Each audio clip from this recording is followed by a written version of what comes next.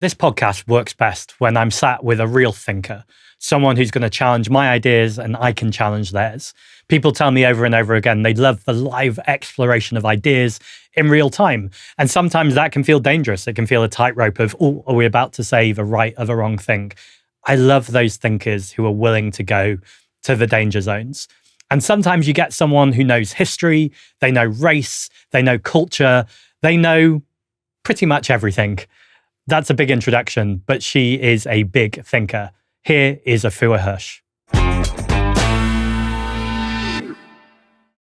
So Afua, as we were just about to start, I asked you how to pronounce your name. Which I really appreciate, Zack. No, that's a pleasure. And it's not how I expected at all. And then I hope you don't mind me saying, you said, I just let people say Afua or... It's one of those really complicated things where when you grow up in this country with a name that is not only not an English name, but also contains vowels that don't exist in the English language, you both internalize the mispronunciation and also comply with this form of accommodation where you just want to make it easier for people around you. When I was 7, my family never let me forget this. When I started a new school at age 7, I just tried to change my name to Caroline. I was just like, it will just make my life easier. And my teacher kind of reported me back to my mum and said, your daughter's saying that her name's not Afua, it's Caroline. So my mum kind of had a talking to me. And it's one of those things over time, I really appreciate my name. My name means in my mother's language tree, which is the Akan people in Ghana, it means girl born on Friday. So in our culture, every girl born on Friday has this name, whether it's the main one they use or not. It's part of one of your names. So it also always makes me laugh when people say, wow, that's such an unusual name. And I'm like, not in Ghana. 1 in 7 women have it. So yes, over time, I just started introducing myself as Afua, whereas actually the proper Ghanaian pronunciation is Afua. I love that. It's like between an A and an E. And I have to say, since I wrote about that in my book, British, and it led to so many people sharing with me that they do the same thing. They internalize the mispronunciation of their name, including the Mayor of London, who told me that his name is Sadiq. Yeah, that's right. But at school, they called him Sid. And so it kind of became Siddiq. And that really affected me because I thought his name was Siddiq as well. And the idea that we're all mispronouncing the name of the Mayor of London is such a giant example of something I think happens in many small ways. It's interesting you say that because obviously I say his name quite a lot as a London Assembly member. Yeah. And I found myself wanting to say it properly. Yeah. But also second guessing a game where I didn't want to kind of create an otherness that other people weren't doing. And so these conversations become quite complex. It's so complex, especially when you, the person who bears the name, almost promote the mispronunciation to make your otherness less visible. And that's something that I think it's really important to talk about. But I also think we can't police how other people navigate their identity. It's one of the most present ways that you feel othered when you have a name that people can't pronounce and you get very fatigued trying to correct it. But you also, it pushes you, especially when you're young. Now I'm very unapologetic about my heritage and very proud of it. But when you're young, I think it's quite natural that young people want to fit in. They go through a phase of wanting to fit in and wanting to be like their friends and peers. And then in this country, you're additionally navigating the layers that come with being racially othered. It's not usually a positive experience. It's not like we have a neutral blank slate and we just are curious about each other's identities. You know, if you have a name that's recognizably Asian or African or Muslim, you're likely to attract a level of hostility because of the way the politics of race has played out in this country for centuries. So it seems unfair to expect a child to navigate that, especially when we don't equip our children with any knowledge of this history or this dynamic. So it's actually been a big part of my lifelong journey, self-educating about how this works, why this happens, what it means, and how I can, in my own relationship with my identity, achieve peace and pride in my heritage. And that really does start in a name. And our parents choose our names deliberately, right? And I know you've got a really interesting story about your name, your surname, which is very individual to you, but also part of a bigger story about the way Jewish people have kind of navigated identity and assimilation and safety. For sure. And actually, I've gone with Polanski, but ever since I found it might have been Polinsky. It's a very common Jewish story that because these names were written and often at times where people were fleeing, it can get blurred at exactly what it is. There's so much I want to ask you about today. I also want to tell you that as you arrived at the podcast studio, there's obviously people in this building who know you. And someone said, she's amazing. She's just one of the most competent human beings I've ever met. Oh my God. Wow, I think that might be one of the best compliments I've ever been paid. I wanted to tell you that. And I think You talk about so many different issues. Obviously, the one I think you're probably most known for is speaking about race and history.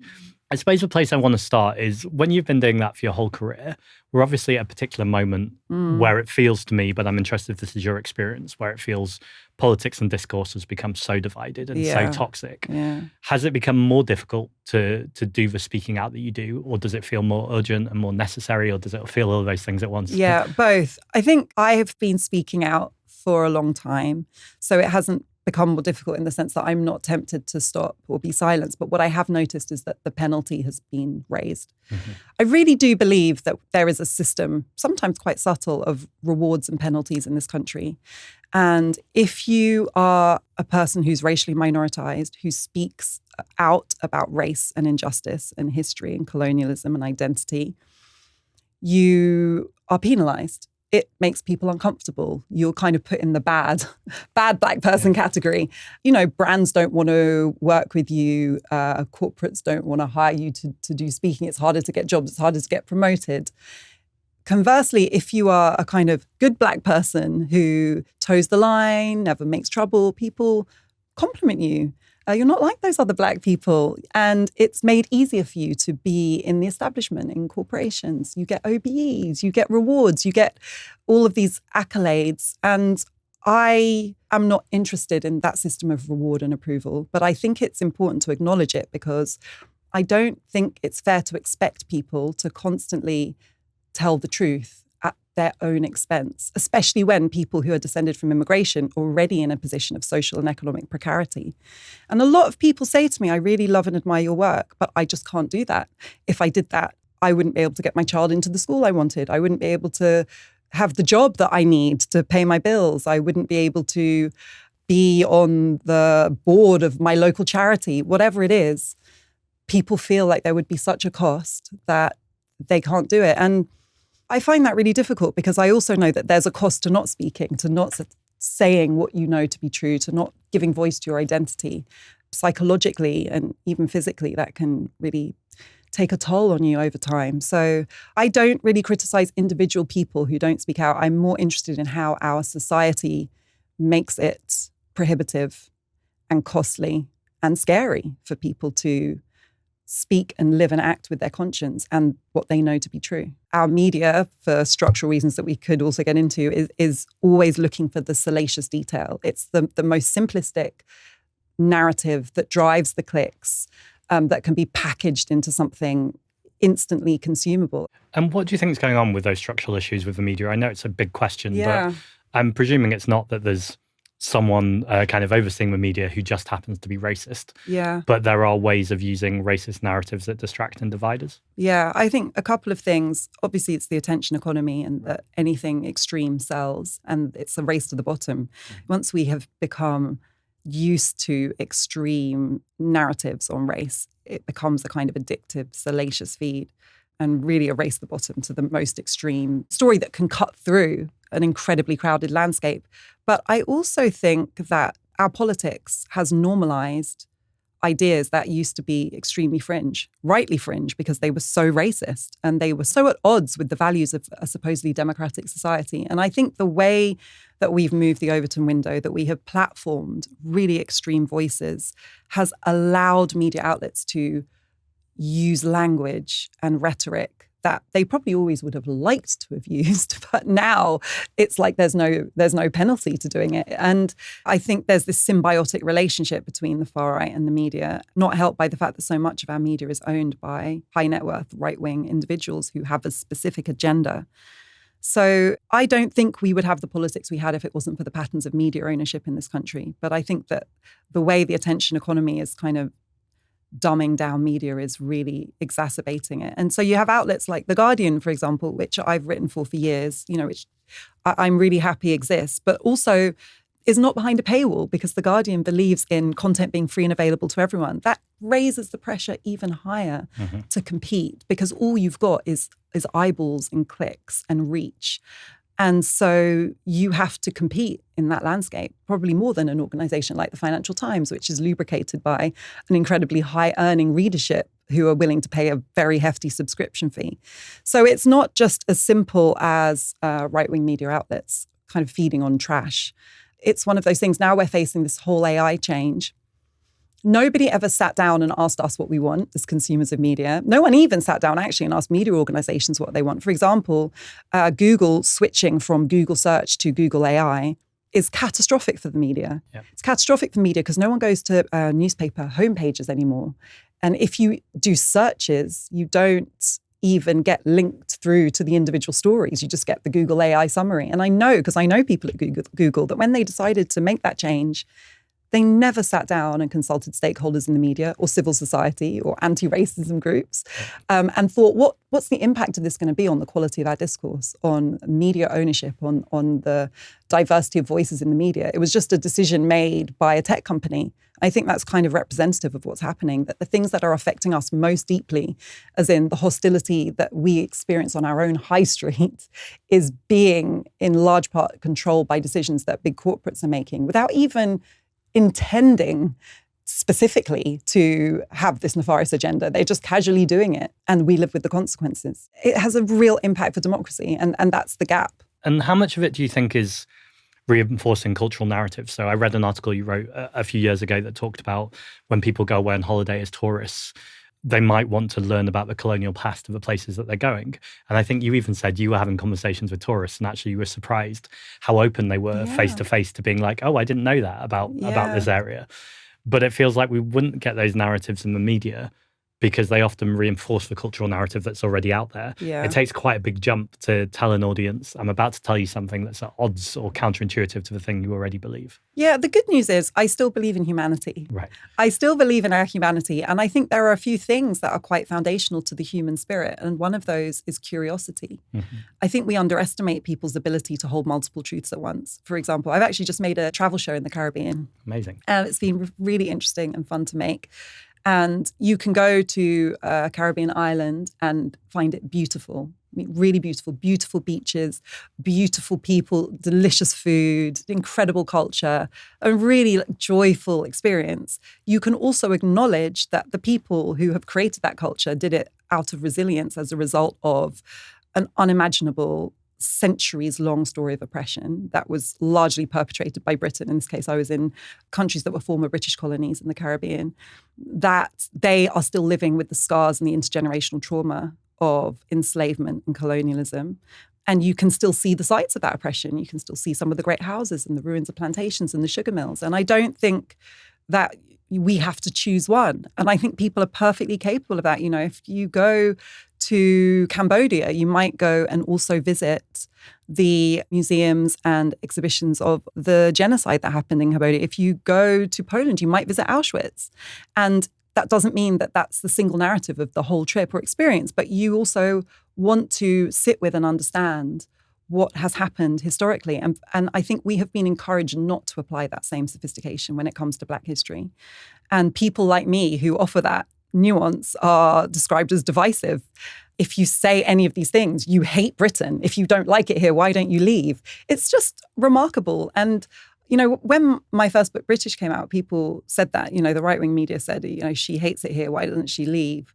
I just thought it was such a bizarre response because that book was critiquing Britishness as an identity where I believe it's gone wrong. The way I think it's been constructed that makes it very difficult for people like me to feel able to fully participate in Britishness, even though I am fully a British person. Never had any other nationality, although I do now have my Ghana citizenship. But, you know, it wasn't an ambiguous question growing up. I had a British citizenship and passport. That was it.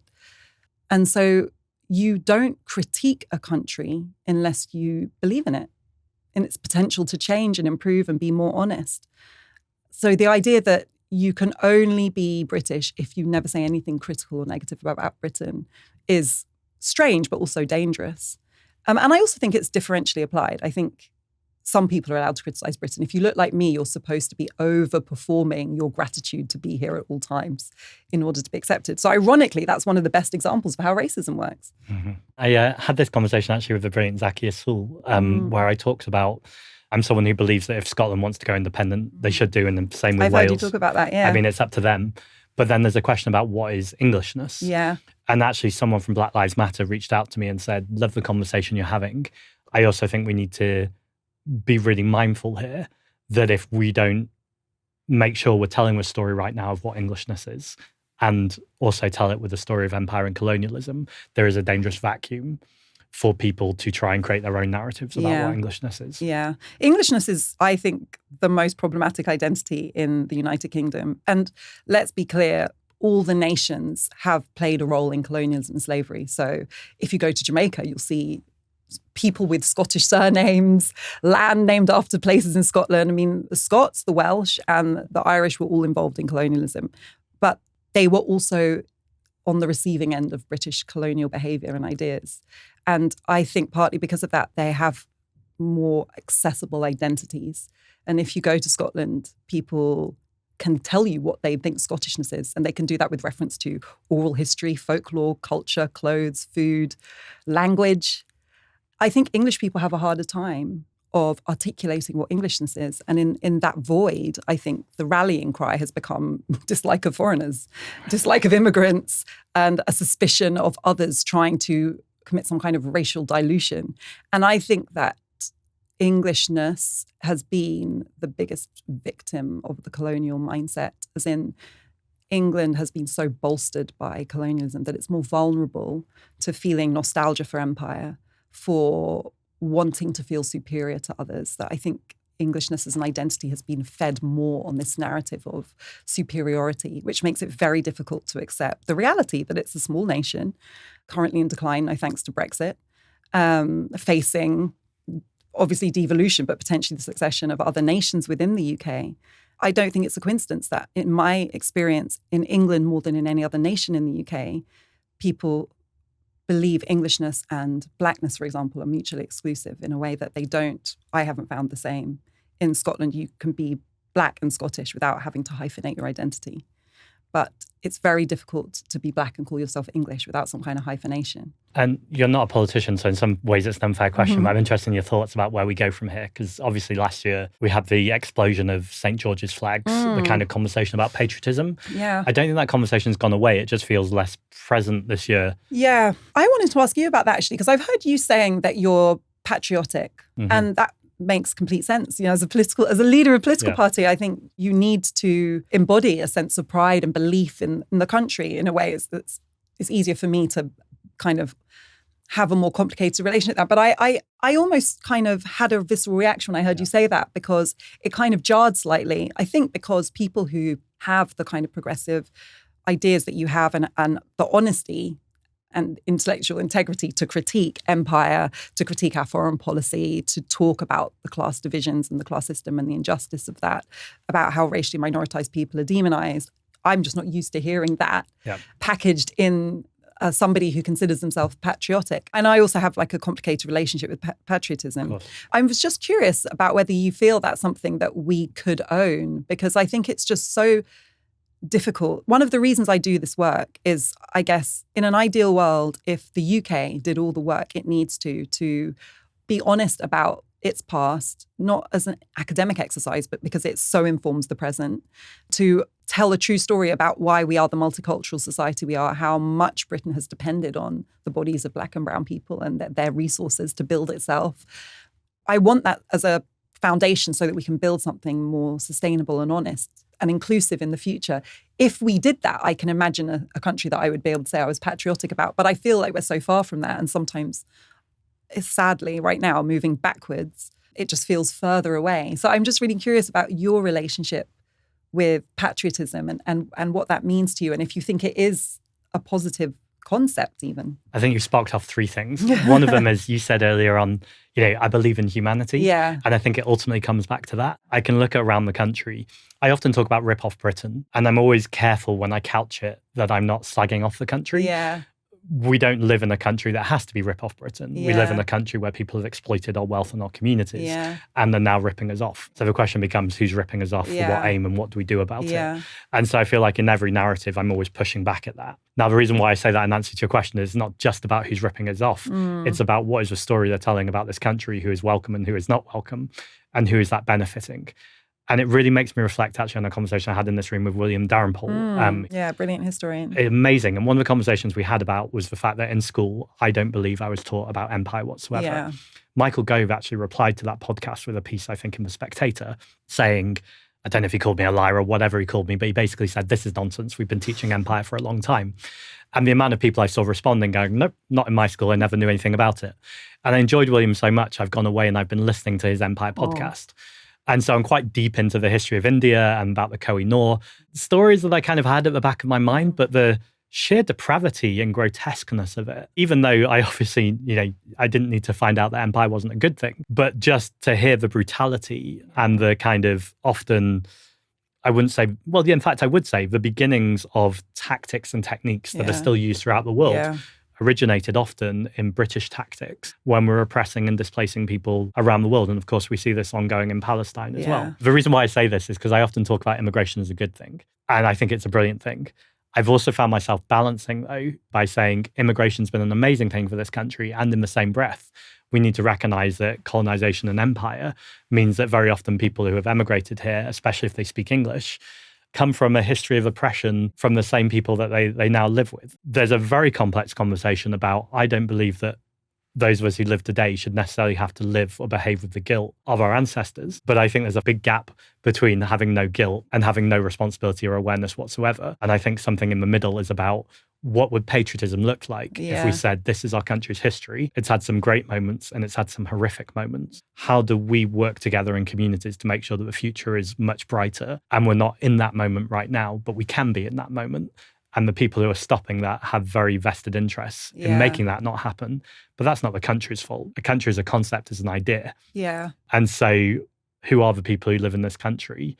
What is our collective story? And more importantly, what's our collective future? And I think that's patriotism. Yeah, I would probably go further than that. I think, forgive me, it sounds a bit woo, but there's like a spiritual dimension to this that for me, the work of acknowledging the history of empire is almost exorcising a demon. And that the demon is that it's made Britishness as an identity addicted to a narrative of glory, of having always been on the right side of history, of being racially and culturally superior.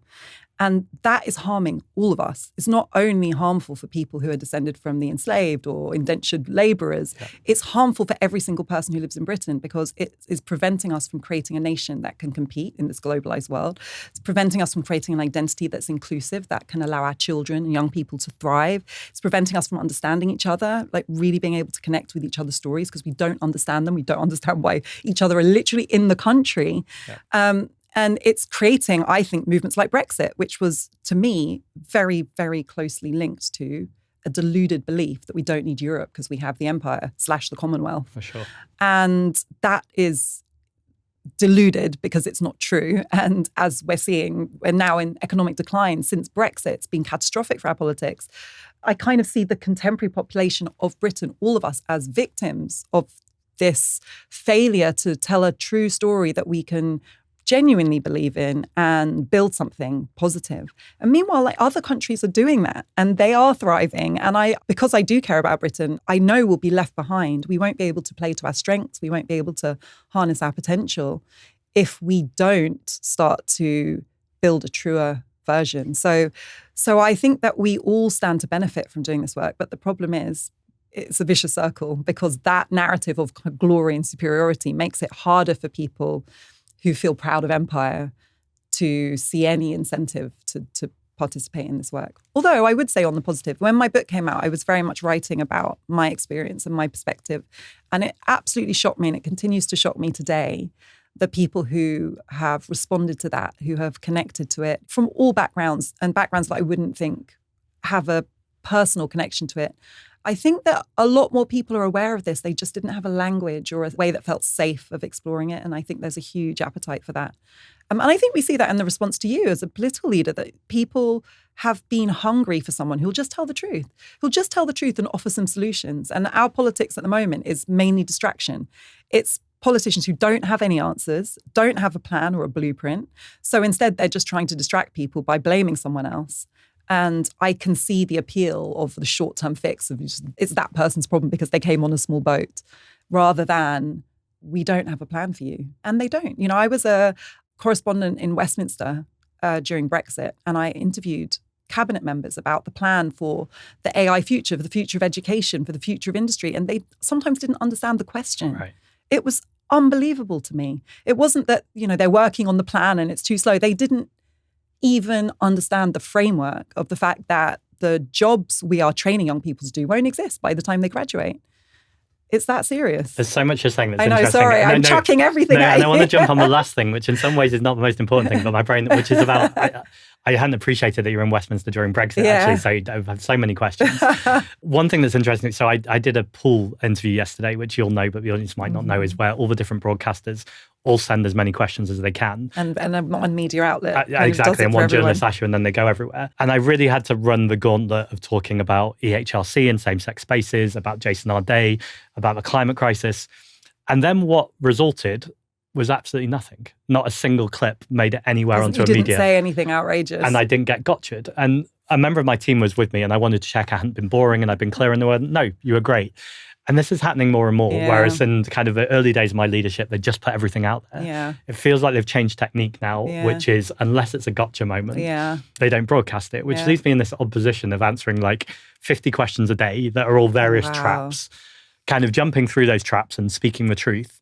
But then unless you say something that works with their narrative, kind of goes backwards. Has it always felt like that? Or do you think that's kind of the advent of social media? It might be difficult for you to know because I guess different media outlets work in different ways. I do think our capacity for nuance and sophistication is decreasing. Right. And I think because we're being fed more simplistic sound bites and clips, there's this perception that that's what people want. I don't know. It's impossible to know how much it's based on what people want or how much it's what they're being fed and what they're becoming used to. People used to read newspapers. They used to read long form pieces. They used to listen to the radio. I'm not nostalgic for those days. There was so much else that was wrong, but there was a way people used to engage in a more detailed version of the discourse that I really don't think we do now. And I think we can see that in our politics. Politicians who are thriving are the ones who have the simplest, often most dishonest message. So Farage is the perfect example. Send them back. That's it. That's the problem. That's the solution.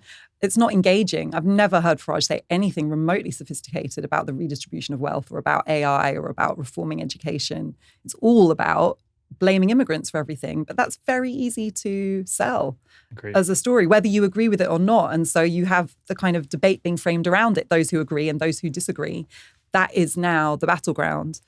I do think that is difficult. But I think a lot about education because young people are a captive audience. Right. We have them for basically the first 18 years of their life. How are we not equipping them in that time to understand all the things they need to know? I mean, not just politics, but financial intelligence, climate, how to manage our resources, how to make choices, how to plan, how to think critically, how to engage with political ideas, how to connect contemporary politics with our history. It's just kind of remarkable. I don't think anyone would advocate if you were to have a blank slate to design our education system, this is what you would build. Yeah. I think even people who defend it would agree that it's kind of, they would say maybe they're doing the best they can with what we have. But I do think we need something more radical. And I also, by the way, look at countries that do have really successful education systems. And what they do have is cross-party consensus on big pieces of education policy so that it's not changing every time there's a new government. In this country, it's not even changing every time there's a new government. It changes every time there's a new education minister, kind of rewrite the curriculum and change the exams. And it makes life for teachers hell. And it means what young people need. It's like no one's starting from the premise, what do our young people need? How do we equip them to understand each other, themselves, navigate the society, contribute innovation to a future that's going to save us, not just make it better, but at this point also save us? That should be the priority. And I can't understand why it doesn't even seem to be on the list of ideas. Can I link the conversations together? Because I don't want you to feel like I've dodged the word patriotism. Yeah. What you're saying to me sounds quite patriotic, though. Yeah, to have like an education system where we're quite proud of our young people. I think that's what I'm getting at when I asked you about patriotism, is that I'm trying to work out what it means. Right. And I think like a lot of symbols of national identity, it's been hijacked by people that I feel no affinity with. So I think my reaction against patriotism is probably not a reaction to the content of the idea. Yeah. It's more a reaction against the people that I've seen proudly owning it. And they tend to be people who are quite hostile to the very presence of someone like me in the country, refuse to acknowledge the story of the kind of family I come from. So it's very difficult to feel part of any brand that they've created or any club that they're in. There's two things. is it helpful to reclaim patriotism? And what would that mean? But two, in a world where nationalist populism is the dominant political force in so many countries, is it actually a healthy idea? Is patriotism a net positive? Because I also, when you see it turn into this kind of native nationalism, it's really dangerous and scary. And we both are descended from histories where that can turn into something genocidal. I think it also links, I don't know if you're a football fan, but when Jude Bellingham scored the final goal, I think it was in where the third and fourth teams were playing against each other. Yeah. So I think we're against France. Just felt this huge swell of patriotism. Yeah. But also being really aware of the narratives, though, of you shouldn't have to score a goal. Yeah. And be black for someone to celebrate your identity. But again, it can be nuanced. And actually, I was just really proud that someone of colour was scoring that goal. The World Cup was the perfect encapsulation of all the complexity. Right. So there's a really simple level in which so many people just felt so happy that England was doing well. Yeah. And the people that were scoring so many goals were people descended from these stories of empire. Yeah. And they were part of the team in a way that was like brought people together genuinely. And that was beautiful. Then there's the layer underneath that of if they mess up, they get treated differently. Like if they were to miss a penalty, what happened in the Euros, where suddenly now they get targeted in a way that's clearly very racially loaded. And then there's another layer about split loyalties and identity, where I, for example, if it had been England versus Ghana in the final, would have been really torn. I don't even know if I'd have been torn. I don't think I would have been torn. I would have supported Ghana because Ghana to me is the underdog. Sure. Ghana was colonized by Britain. It's still suffering the economic and social consequences of the aftermath of colonialism. So for it to beat its former colonial oppressor would have felt like such a symbolic overcoming of historic oppression that I think I would have been quite unequivocally allied with it. But that I can see is complicated because I've just said, like, I'm British and it's, it shouldn't be a question. But I also, because of the way Britain has colonized the world, feel very proud. And it feels like a form of resilience that I'm proud to be Ghanaian. And in my case, it's also because I feel I grew up in a world that messaged, if I try and hide my association with an African country, I'll do better. I was encouraged to assimilate. I was offered rewards for becoming as white as possible. And so that's also an act of resistance and rebellion for me that I refuse to do that. And so all those complexities still exist underneath. And I feel they all played out during the World Cup. And I think the only way forward is just to be honest about them, to talk about them, and to have more, like for us all to have more understanding about how this works. And I think this can get very complex too, to not compare Ghana and Israel, for instance, for our ancestry. That Israel, I see as an apartheid state that's undergoing this genocide. And I can understand that Jewish people have been raised with really strong links to that country, links that I don't feel like I have. But there is very, very complex kind of quite deep in people's ancestry connection to country, which is both what have they done historically and what are they doing now? There is a connection because, at the founding of the State of Israel, many still colonized African nations felt a great solidarity with the idea of Israel because it represented their aspiration for self-determination. This narrative of we've been oppressed by Europeans and now we get to have our own nation that we control was something that was very appealing to many Africans. And like as an idea, it is a really appealing idea. But obviously the way it's played out in Israel is it's been at the cost of oppressing others. And that's, I think, why we both critique Israel. And it is complicated, whether that is, like Ghana is the home of the Ghanaian people in a way that is much more complicated for European Jews immigrating to Israel. It's a different kind of connection. When I look back at that moment in time and what people thought Israel would be and the promise of it, which I've never seen an African leader say, I think this is great if it comes at the expense of Arab lives or if it displaces Palestinians. They were just thinking about ideas of self-determination and being safe from European oppression. And so, I think I critique Israel with the nuance that I understand why Jewish people wanted and needed that.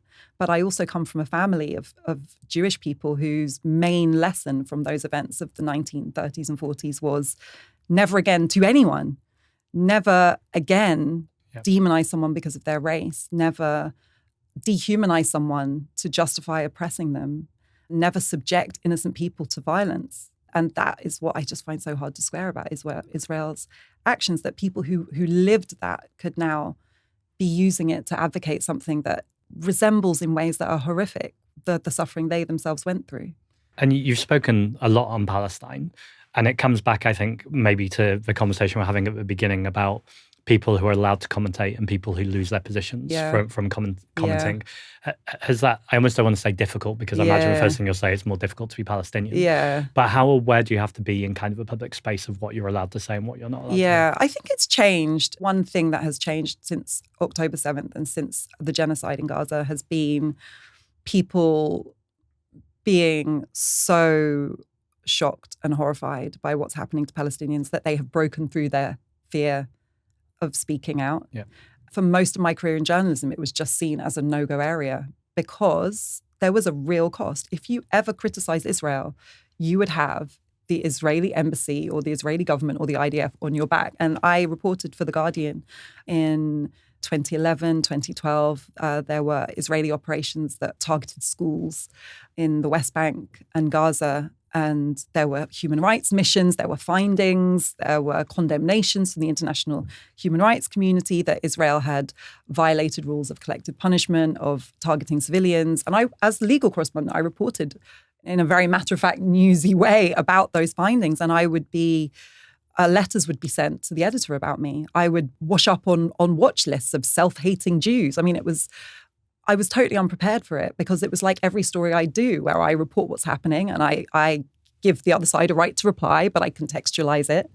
But it was like in a category of its own in terms of how much scrutiny you come under as a journalist if you cover that, and the kind of effectiveness and the power of Israel to reply, to put out statements, to have access to editors, to influence decisions. I felt it. And I think you have to be a pretty brave journalist to want that kind of scrutiny and personal. It was personal. There was also another idea that you kind of have to be like PhD level knowledgeable about the history of everything that's ever happened since 1946 to be able to comment on Israel and Palestine. And that also intimidated people who were seeing things quite clearly, like these fact-finding missions that found that this has been happening to civilians in Palestine, this has been happening to children, this is what's going on with aid and health and development and GDP. I mean, all these things that are just questions of fact. But there was this idea that you're not really competent to share those facts unless you have a huge amount of knowledge. I'd go back even further in time. So I've been reading a lot recently. Yeah. And in 1914, there were two Jewish people in the cabinet, Edward Montagu and Herbert Samuel. And Edward Montagu was essentially saying that the idea of displacing the Palestinians to put people, as in to put Jews in Israel, was actually deeply anti-Semitic. Yeah. Because there was a lot of anti-Semitism in the UK at the time, and there was a sense of they were getting rid of the problem and putting them into Israel. Herbert Samuel, also Jewish, felt the opposite. But it's made me reflect that I'm in these conversations constantly on the media. These are not new conversations. They've been going for over 100 years. Yeah. Anti-Semitism is real here, and it's real in Europe. And actually, the history of European anti-Semitism is just unbelievable. I mean, just millennia of persecution, of atrocities, of horror. And that's another thing that makes this hard to reconcile, that, you know, the problem here is European anti-Semitism, neo-nationalist politics, nativist, far-right Christian politicians have inflicted repeated violence against Jewish people for generations. And yet the people who are being demonized are Palestinians and Muslims in general. It's just so divorced from any reality, from any reason. And, you know, seeing some individual pro-Israeli Zionist people ally with the neo-Nazi far right. Tommy Robinson. It's just really difficult to make sense of for me. And I get it in sense of the common enemy is perceived as Islam and Muslim people. So it's, from a historic perspective, completely unimaginable to me. So yeah, I do. I mean, I used to be a human rights lawyer before I was a journalist. I, on every level of my identity and my professional life, don't feel that I have a choice but to speak up on Palestine. But I also recognize that it's difficult. And I mean, there are people in my own family who aren't comfortable when I speak about it. I have lost friends over speaking about it. Again, you know, I don't want friendships that with people that don't care about humanity, that don't believe in the equality of human life. But I can see why people are nervous about it. And I do think this whole experience has helped us become more articulate about the difference between anti-Semitism and anti-Zionism. And that was, I think, very cynically conflated for a long time with great effect, because no one wants to be called anti-Semitic, and they would just steer clear of anything that could lead to that allegation, even if they knew what they were critiquing was Israeli policy, not perpetuating hate against Jewish people. Well said. And you mentioned being a former human rights lawyer. There's obviously another very famous former human rights lawyer. Yes, I know what you're going to say. He was Prime Minister, who I believe you knew before he was. I'd kick myself for not asking what your impressions of him were and if those have changed. Yes, and I'm going to ask you the same, because I know you knew Keir before he was Prime Minister. Yeah, so when I went to the bar, my dream chambers was the chambers that Keir Starmer was at. It's called Doughty Street. It's an incredible chambers founded by quite radical human rights lawyers. It was one of the first to break away from the very old traditions of the bar. And the bar is, by any measure, one of the most traditional institutions in the establishment of England and Wales. And it was all centered around human rights, only did work that was on behalf of people suffering human rights abuses. And Keir was a star at that chambers.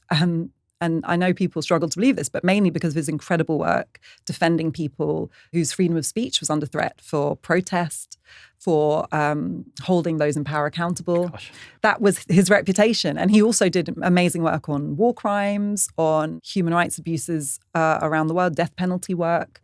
So I really looked up to him, and he is an incredible barrister. And anyone who's worked with him will tell you his track record is amazing. He's incredibly diligent. He's very talented. He also did a lot of pro bono work for no money or fame or recognition, just did the work because, well, I thought because he believed in it. So when it was clear he was going to get the Labour leadership, I thought it was going to be great. I just couldn't see why it wouldn't be great. And yeah, I don't feel that way now. I guess I've learned a few things, that being a talented professional doesn't translate into political leadership.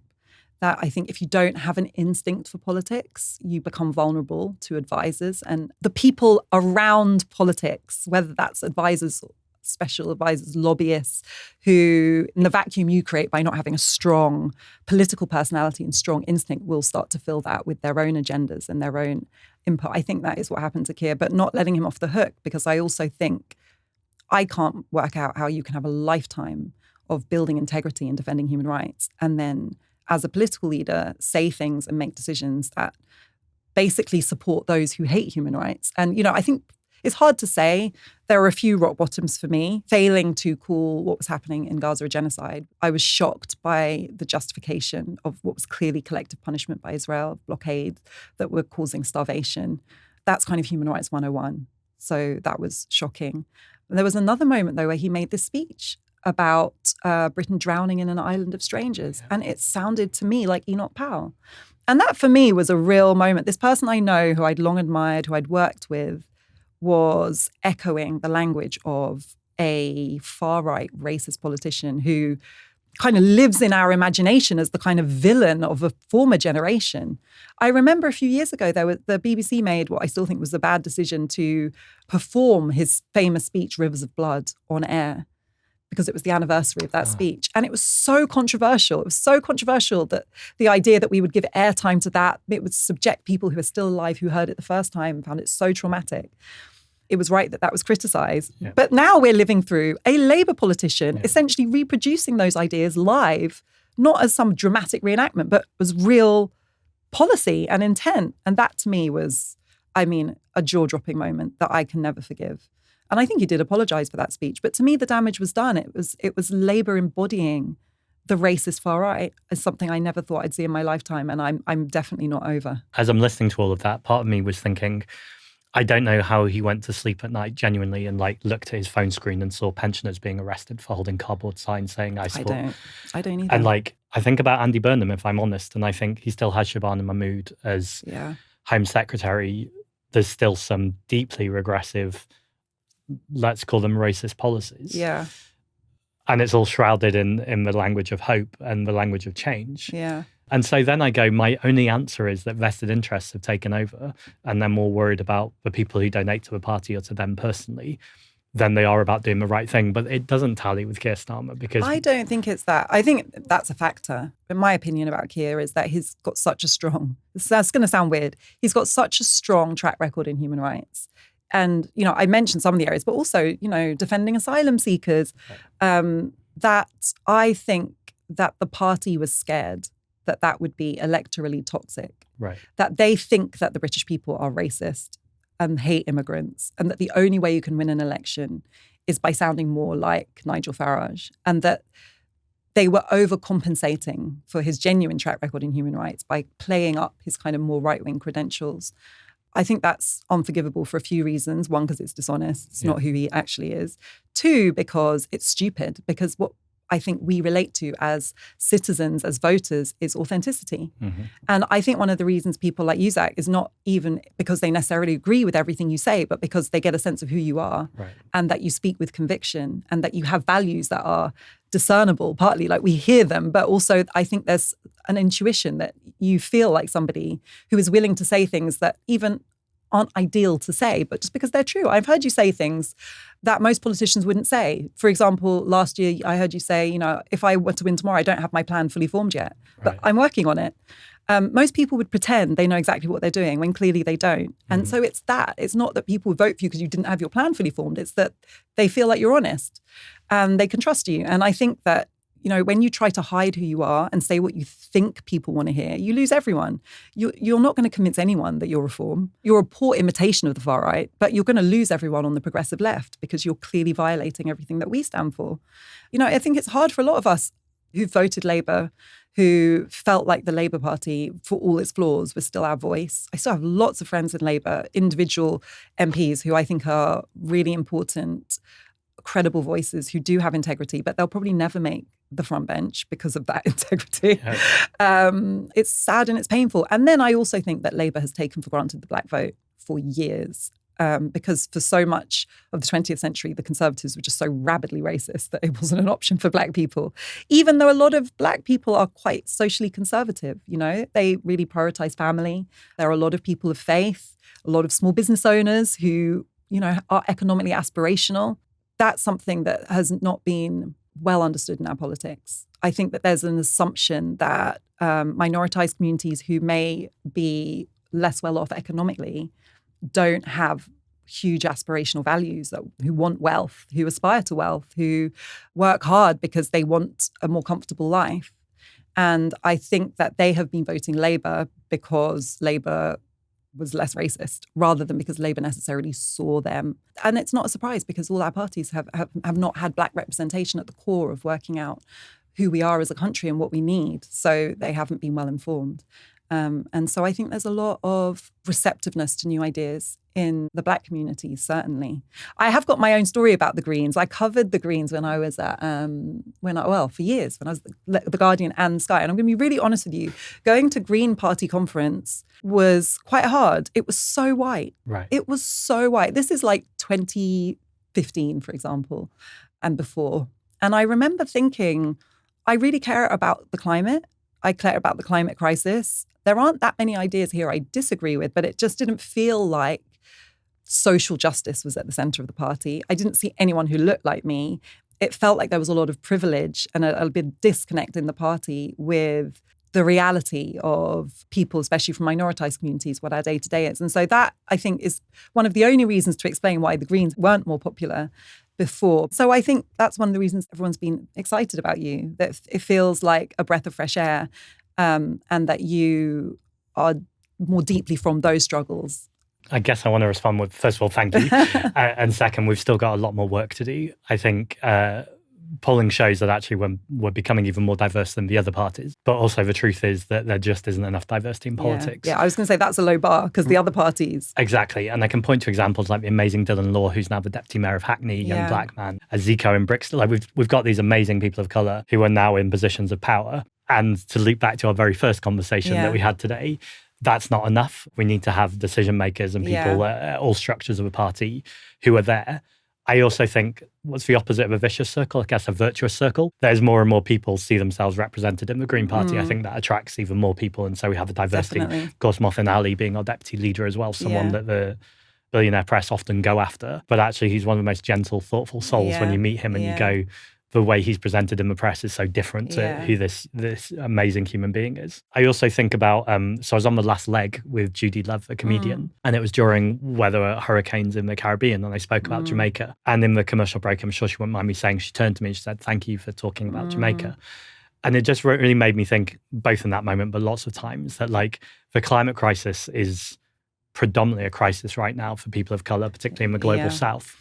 And there's been a failure of the environmental movement of the left more broadly to connect our climate struggles with people's social struggles and international struggles. And I also think of the anti-war movement as well. Like the war is one of the most devastating things, obviously, for human life, but also the climate crisis. And I feel like those dots haven't always been joined. Yeah. Or they have, but maybe not in the attention economy. They've been joined in very like academic way. I was at so I'm doing, I think, nearly like 10 festivals this summer. Every weekend I'm at a festival. Wow. But I was at one last weekend, and a former speaker of the Green Party put their hand up. So they used to have, before leaders, speakers, because they didn't want leaders. Wow. And he said to me, I think he said, "I love what you've done for the party, but you never talk about political ecology. Why are you not talking about political ecology?" And I just delivered like a 45-minute speech about environmental, social, racial, and economic justice.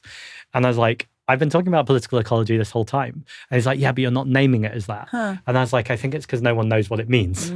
So I'm trying to find ways of the academics terms that we're using. Talking about it without alienating people with language they don't understand. And I also said to him, "I acknowledge your point, though. It's also important to recognize where we've come from. And if you think it's important to name sometimes what I'm talking about as political ecology, then I will do." So there we go. I'm doing it now. But I think it's like to take away the academic terms and go, actually, what is meaningful to people? And I don't know how you feel about the word populist, but this often also makes people kind of shirk a little bit. But it felt really important to me that the original word of the populist, and some of this comes from Chantal Mouffe, a French commentator, is about the many versus the elite. And to see Farage and Trump call themselves populists, I was like, it's just a bastardization of a word. And actually, if we allow these words and their meaning to be distorted, we're losing the sense of who we are. And I think people often misunderstand populist as meaning like simple, easy solutions. And I don't believe that's anything to do with me or the Green Party or indeed the left. In fact, as we've spoken about repeatedly in this conversation, we have quite nuanced thought around things that is sometimes counterintuitive and not like the popular thing to say, but can still be populist if you're pointing out what is unpopular right now, but actually will unite people once we kind of get our heads around it. Yeah, I think by populist, people mean you're communicating directly with people in language they can understand. I think the negative perception is that it's jingoistic, it's slogans, it's kind of oversimplified, or it's been distorted to easily reach people. But obviously, if you reclaim that, like the idea that it's bad to reach people in a language they understand is crazy. As a Westminster correspondent, I was constantly shocked at the things that we would obsess over. I mean, hours of airtime over the minutiae of not even a cabinet reshuffle, but like a kind of rumor of one. A rumor of a cabinet reshuffle. And I just kept thinking, nobody cares. This isn't what matters. And it's no wonder that people feel alienated by politics, because unless you're a politics nerd who is really fascinated by the ins and outs of kind of what's happening in the room, this is irrelevant to your life. And it feels so out of touch. Politics is affecting people in the most existential way. We're in the middle of the third heat wave, as we talk about. It's getting hot in here. Like, it's hot. I think it's 35 degrees outside today. We're all experiencing unprecedented climatic conditions, the rising costs of everything. People are really feeling it. And everyone's talking about politics in a way because it feels so raw, but it still feels completely disconnected with Westminster and the way that's consumed and distributed, and it's not even the pretense of it being something that's for ordinary people. It's kind of for this class of people that feed on that psychodrama. And much as I am from that class, I guess, I went to private school, I went to Oxford, and I always recognize my privilege and that I am in a way a member of like this class that isn't representative. Maybe it's because of the way I grew up, or because of the community I'm in, or because of the struggle I feel part of, or the work I do. I just see it from that lens of how disconnected and irrelevant it is. And that feels outrageous to me, because we cannot afford to be distracted or to have so much meaningless emphasis on things that don't connect with the urgent things we're really struggling with right now. It's unforgivable. I often feel this with journalists because I sit down with brilliant people like Victoria Derbyshire, who I think is amazing, Sophie Ridge, Krishnan Guru-Murthy. And we have these conversations where they're scrutinizing me, and obviously sometimes the questions are difficult, and so they should be. That's part of politics. And sometimes they're asking me about absolute minutiae, which I know has probably been written for them, or the channel is expecting them to. And I just think you have this incredible mind, and I would love to sit here and for you to ask me some difficult questions, and even this wouldn't be appropriate in an interview, but outside of an interview, for me to ask you some questions, like to utilize your brain and spirit for these amazing challenges we have. But we're just talking about nonsense. Yeah. And as a politician, you often can't say that because it sounds like you're evading the question. Yeah. So you engage with the nonsense at its level because you go, well, I just have to answer it. Yeah. But I just go, surely you're sitting here dying inside going, I've got these amazing thoughts about the world. And I don't know what their politics are, which demonstrates that they're good at their job. Like, I don't know what they think about things. One of the things that really frustrated me when I first became a reporter, I had this naive belief that reporters' job is to go out into the world and find out what's happening and kind of bring it back to the news desk. Right. It's actually the news desk telling you what they think is going or what the story is and sending you out to kind of gather material on it so that they can run it. And it's completely upside down. And that's, I think, why you get this kind of gatekeeping of the narrative. And it's no conspiracy of people sitting in a room. It's cultural. It's people who socialize in a certain class determining what they think is interesting and then using the resources of the media to go and justify it, to collect content that speaks to it, instead of allowing the people that are really on the ground to inform the whole news agenda as to what people care about, what the questions they're asking, the struggles they're facing. And that is, I think, one of the reasons why social media has, in a problematic way, filled that gap, because we're able to hear from people on the ground now. Some of them aren't journalists and don't have the credibility of journalism and have questionable techniques. And that's the problem. I still think there's a real role for professional journalism, the skills that we have, the ability to verify information, to do our research properly, to conduct interviews ethically. That's what journalism's supposed to be. I teach journalism, so I'm trying to raise a new generation of journalists with these values. And we need it more than ever. But I think there's a lot we can learn from the way that people are consuming content directly from people in the culture, in communities, in the struggles that we face. And instead of feeling threatened by that, I think that we should learn from it. And I know you weren't doing this on purpose, but it's a natural segue to say you're joining Zatteo UK, right? I am. That's right. I'm very excited about Zatteo UK. I am too. And I think I will see you at the launch event. That's right.